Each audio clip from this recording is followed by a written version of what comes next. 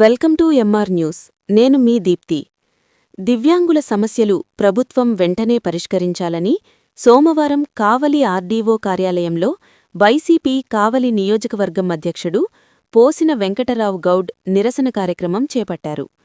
కావలి RDO కార్యాలయంలో సోమవారం నిర్వహించిన గ్రీవెన్స్ డే కార్యక్రమంలో ఏవోకు వినతిపత్రం ఇచ్చారు.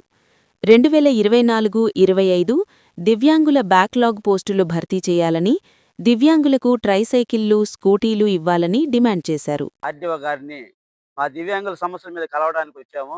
ఆర్డీఓ గారు సెలవు పెట్టినందువల్ల తదుపరి ఉన్నటువంటి అధికారుల చేతికి మా అర్జీని, మా ఒక్క సమస్యల గురించి విన్నవించాము.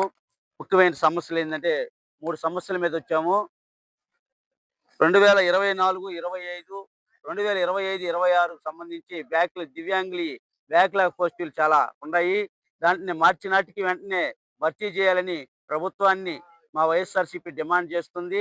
అదేవిధంగా మాకు 3-వీలర్ స్కూటీలు ఎప్పుడో ఇస్తామని చెప్పి డిసెంబర్ 3 పంపిణీ కార్యక్రమం అన్నారు.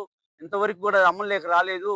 కాబట్టి ప్రభుత్వం వెంటనే నియోజకవర్గానికి 25 స్కూటీలు చొప్పున 4,374 స్కూటీలు రాష్ట్ర వ్యాప్తంగా ఇవ్వాలని కూడా మా పార్టీ తరఫున డిమాండ్ చేస్తా ఉన్నాం. అదేవిధంగా డిసెంబర్ 3 మన ముఖ్యమంత్రి చంద్రబాబు నాయుడు గారు ఇంద్రధనుస్సు అని దివ్యాంగులకి 7 వరాలు ప్రకటించారు. అందులో ముఖ్యమైనది దివ్యాంగులకి రాష్ట్ర వ్యాప్తంగా ఉచిత బస్సు ప్రయాణం అని చెప్పారు. ఆ ఉచిత బస్సు ప్రయాణం ఎప్పటి నుంచి అమలు చేస్తారనేది అర్థం కావటం లేదు. దాన్ని వెంటనే అమలు చేయాలని కూడా మా దివ్యాంగుల తరఫున డిమాండ్ చేస్తా ఉన్నాం.